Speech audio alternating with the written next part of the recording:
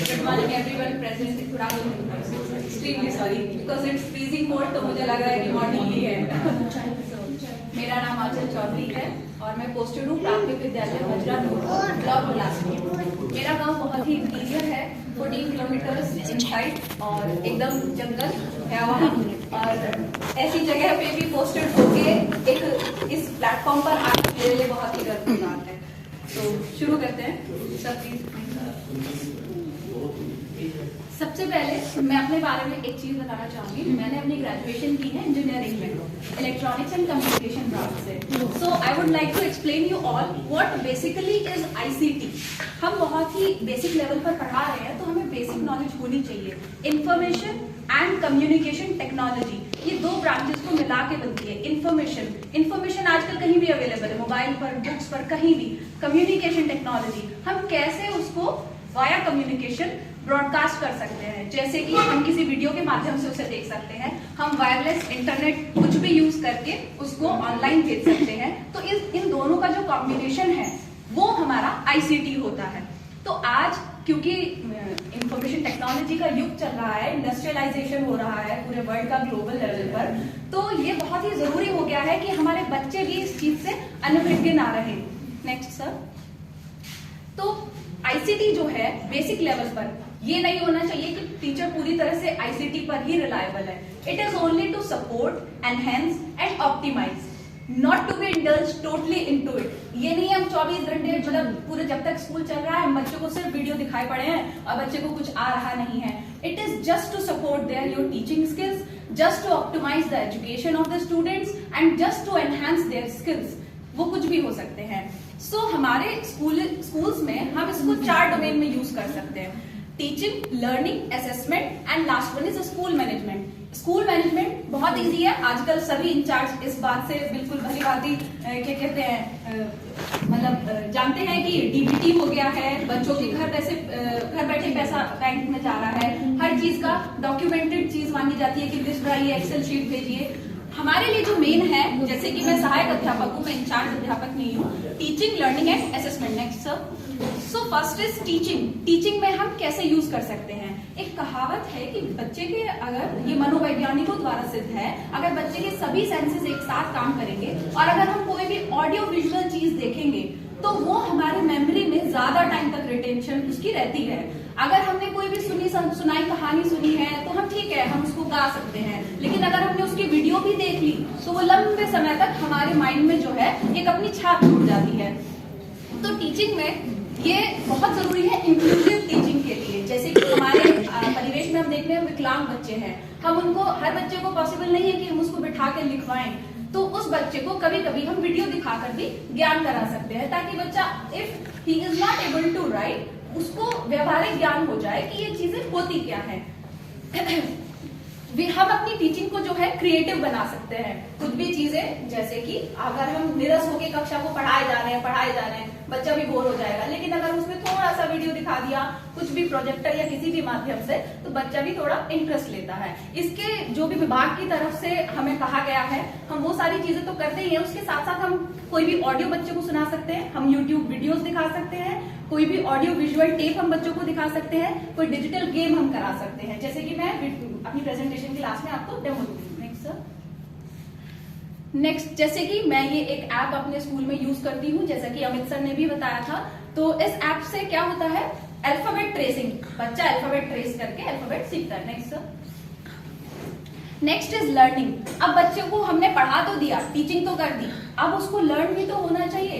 तो उस लर्निंग के लिए हम बच्चों को कभी कभी क्यूआर कोड्स, जैसे कि सर ने बताया, हमारी बुक्स आजकल बहुत ही अपडेटेड हैं, क्यूआर कोड्स के मीडियम से हम बच्चों को पढ़ा सकते हैं. हम यूट्यूब वीडियोस और हम रीड अलोंग ऐप की हेल्प से बच्चों को हम पढ़ना सिखा देंगे. Next sir. नेक्स्ट जो सबसे फाइनल, जो एकदम इंपॉर्टेंट चीज है, वो है असेसमेंट. अब हम बच्चों को असेस कैसे करें कि बच्चे ने सीखा कितना है. तो विभाग की तरफ से असेसमेंट के लिए, जैसे बहुत ही रिसेंट है निपुण लक्ष्य ऐप, जो कि सर ने बताया था, जिसमें बच्चों को स्पीड से पढ़ के दिखाना है कि बच्चा पढ़ पा रहा है या नहीं. वो ऑन द स्पॉट असेसमेंट है, उसमें कुछ भी आप नहीं कर सकते हैं, कि उसमें लोकेशन भी इवन आपकी सेंड होती है. रीड अलोंग ऐप से आप बच्चों को टेस्ट भी कर सकते हैं. निपुण भारत मिशन की क्विज आती है, हम वो क्विज बच्चों को मोबाइल से कराते हैं. लेकिन मैं यहाँ पे कॉशनरी सेंटेंस बोलना चाहूंगी, जब मैं टेस्ट लेती हूँ तो उसमें दे देते हैं साप्ताहिक टेस्ट, आज ये साप्ताहिक क्विज है आप कराइए, बट जब हम वो क्विज कराते हैं और छोटे बच्चों के साथ वो कराना बहुत ही मुश्किल हो जाता है 1 to 1।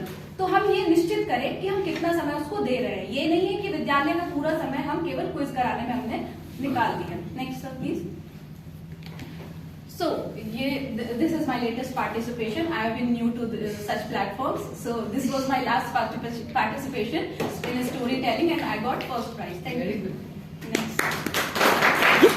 So, 4 साल मेरी सर्विस को हो गए हैं, जिसमें से लगभग 2.5 साल मैं मानूंगी कि कोरोना के कहर में गुजर गए। जो कक्षा 1 में जो बच्चा था वो सीधे 3rd में पहुंच गया। हमारे लिए ये बहुत बड़ी चुनौती थी कि जब कोरोना के बाद स्कूल खुला तो सबसे पहले बच्चों का ठहराव कैसे बनाएं, उसके बाद बच्चों की गुणवत्ता कैसे बढ़ाएं। जो बच्चा 1st से सीधा 3rd में चला गया उसको तो कुछ भी नहीं आता है। मेरे विद्यालय में सबसे बड़ी परेशानी ये है कि आंगनबाड़ी केंद्र 3 किलोमीटर दूर है। अब हम सोच सकते हैं कि जब प्राइमरी का बच्चा स्कूल नहीं आना चाहता, आंगनबाड़ी का कैसे चला जाएगा। तो मेरे विद्यालय में जो भी बच्चा 1st क्लास में आता है मैं उसको आंगनबाड़ी लेवल का ही मानती हूँ। तो जब मैंने कोविड के बाद स्कूल खोला हमने, और कोविड के टाइम भी ऐसा नहीं है व्हाट्सएप ग्रुप बनाए गए थे, बट जैसा कि देखा गया रिलेटिव्स के मोबाइल नंबर उसमें ऐड हो गए, बच्चों को टू द रूट्स कुछ भी नहीं गया। तो बच्चे जो है एकदम टोटली 0 लेवल पर पहुंच चुके थे। जो बच्चे काबिल थे वो भी एकदम 0 पे थे। तो बहुत सारी कठिनाइयों का सामना किया, मोहल्ला क्लासेस भी शुरू करी, बट कुछ खास रिजल्ट नहीं निकला। उसके बाद जैसे ही जुलाई से सारी चीजें शुरू हुई तो स्कूल रेडीनेस हमारा एक प्रोग्राम चला, जिसके अंतर्गत मैंने बच्चों को बहुत सारी एक्टिविटीज कराना शुरू किया, क्योंकि उसमें मैं नोडल टीचर थी। उन एक्टिविटीज की मैं वीडियो बनाती और हर हफ्ते अपने न्याय पंचायत लेवल पर भेजती थी। तो मुझे लगता था कि क्योंकि हमारे यहाँ काफी सम्मानित टीचर है जिनका YouTube चैनल है, तो मुझे भी थोड़ी इंस्पिरेशन मिली कि क्यों ना ये एक अच्छी चीज है और इसको अपनाया जाना चाहिए अगर कोई हमें इंस्पायर कर रहा है। तो वहीं से मैंने सोचा कि इतनी वीडियोस हैं, क्यों ना एक YouTube चैनल बनाया जाए। वहीं से मैंने अपना YouTube चैनल जो है शुरुआत किया इसी साल अगस्त से। इस साल अगस्त में हमारे इंचार्ज अध्यापक जो है वो मेडिकल लीव पर थे, तो पूरा जो बेड़ा था स्कूल का वो मेरे हाथों में था। आप यकीन नहीं करेंगे 31 नामांकित जो बच्चे थे, 31 नामांकित में से 16-18 ये हमारी उपस्थिति रहती थी। जिस बच्चे को मैं इंग्लिश पढ़ना सिखा देती थी या जो बच्चा अच्छा हो जाता था वो प्राइवेट में जाकर एडमिशन ले लेता था, क्योंकि मजरा गांव में आप समझ सकते हैं 45 हाउस होल्ड हैं, बच्चे ऑलरेडी कम हैं, अब उसमें से जो भी नामांकित है उनका भी ठहराव बनाना है हमें। तो ये बहुत ही मेरे लिए एक चुनौती हो गई थी कि बच्चे का एडमिशन है बट वो प्राइवेट में एडमिशन ले रहा है। तो मैंने क्या किया, 15 अगस्त को एकदम दमदार तरीके से सेलिब्रेट कराया। मैंने अपनी पॉकेट से पूरा खर्चा जो है उसका बियर किया और मैंने अपनी पहली वीडियो YouTube पर जो डाली वो अपने 15 अगस्त सेलिब्रेशन की डाली, और जिसका फीडबैक इतना अच्छा आया कि आप यकीन नहीं करेंगे, बच्चे कहाँ 16-17 बच्चे 24 पर पहुंच गए। और 24 के अलावा जो बच्चे हैं आज भी वो प्राइवेट वाले हैं जो प्राइवेट चले जाते हैं। So I am helpless in that case. But फिर हमने कोशिश करी, जैसे जो भी मैं वीडियो क्लास में कराती, अपना लैपटॉप लेकर जाती, अपने मोबाइल की मदद से बच्चों को वीडियोस दिखाती। Next sir please. एक सेकंड सर, मैं पीछे कर दीजिए। जैसे कि मैं आपको यहाँ दिखा सकती हूँ, बच्चों की उपस्थिति में 20% बढ़ोतरी हुई। शैक्षिक गुणवत्ता की बात करें तो निपुण भारत लक्ष्य जो है वो बना दिए गए हैं। उसके अंतर्गत मेरा कक्षा 1 में 6 में से 1 बच्चा हासिल कर चुका है, और अगर आप उस बच्चे से मिलेंगे, ही इज वेरी स्प्लेंडेड। वो कक्षा 2 के स्तर का बच्चा है। कक्षा 2 में 1 बच्चा और कक्षा 3 में 3 बच्चे निपुण लक्ष्य जो है वो हासिल कर चुके हैं, और बाकी 2-4 बच्चे ऐसे हैं जो थोड़ा सा हिंदी में कमजोर है, अदरवाइज मैथ्स पर दे आर मार्जिनल। सो उसके बाद जैसे जो लर्निंग आउटकम्स है, इसका मैंने लास्ट में चार्ट भी बनाया है, उसमें मैंने 25% का इम्प्रूवमेंट देखा। बच्चा जो पहले नहीं सीख रहा था, जैसा कि मैंने आपको बताया 1st क्लास में आंगनबाड़ी स्तर का बच्चा आता है, तो 3 बच्चे 1st क्लास के ऐसे थे वो स्कूल ही नहीं आते थे, वो बोलना भी नहीं जानते थे। तो मैंने सबसे पहले सोचा 1 महीने उनको कुछ नहीं छेड़ा, बस आप आओ, उनके साथ खेलती, उनके साथ बातें करती। फिर उसके बाद उनको वीडियो दिखाना शुरू किया मोबाइल में, छोटी छोटी पोएम्स दिखानी शुरू करी। फिर उसके बाद बच्चों ने जैसे इंटरेस्ट लेना शुरू किया, फिर उसके बाद मैं उनको अल्फाबेट्स, नंबर्स या अक्षरों की वीडियो दिखानी शुरू करी। तो अब उन बच्चों को मजा आने लगा, अब वो बच्चे रोज आने लगे, और आज वो तीनों बच्चे पिछले 3 महीने में, I know that is a very slow progress, but that is because I have the least resources in my school. So पिछले 3 महीनों में वो बच्चे आज A to Z alphabets vocally बोल लेते हैं, गिनती उनको 20 तक पहचान लेते हैं, बट वो 10 तक की गिनतियों का जोड़ भी कर लेते हैं। So next sir please.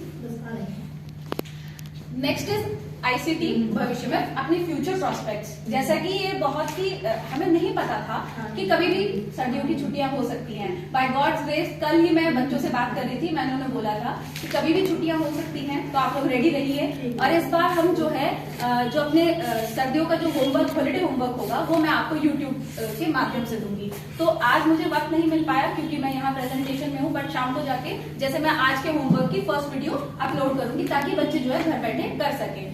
Covid के कारण ये एक फायदा हुआ कि हर घर में कहीं ना कहीं मोबाइल फोन आ गया, स्मार्ट मोबाइल फोन। तो मैंने जो YouTube चैनल बनाया, मैंने एक एक बच्चों को, जैसे मैंने बोला कि आपके घर में आ गया है, यस मैम, वो बच्चा लेके आता, मैं उसमें चैनल सब्सक्राइब किया, मैंने बच्चों को चलाना सिखाया ताकि बच्चा अपने आप मोबाइल उठाए और चलाना सीख ले। क्योंकि व्हाट्सएप में आप समझ सकते हैं बच्चा कुछ भी आराम खोल सकता है, डायरेक्ट वो यूट्यूब चलाएगा, डायरेक्ट वहां मेरी फोटो लगी हुई है ताकि बच्चा उसको रिकॉग्नाइज कर सके और बच्चा ओपन करके अपने आप वीडियो देखता है। कक्षा में भी जो कोई, मैं किसी दिन कोई एक अच्छी एक्टिविटी होती है, जैसे कि हम गणित को तीली बंडल से सिखाते हैं, तो मैं उसकी वीडियो बना लेती हूँ ताकि लेटर ऑन जिन बच्चों को समझ नहीं आया वो रीइंफोर्समेंट का काम करे, बच्चा घर जाए उस वीडियो को दोबारा देखे। तो इन चीजों से मुझे काफी हेल्प मिली, बच्चों में ठहराव बढ़ा, अटेंडेंस बढ़ी, उनकी लर्निंग आउटकम्स बढ़े। और एक और मजे की बात सबसे ये है, जो बच्चे प्राइवेट पहुंच चुके थे उसमें से 3 बच्चे वापस आ गए। So thank you so much ma'am.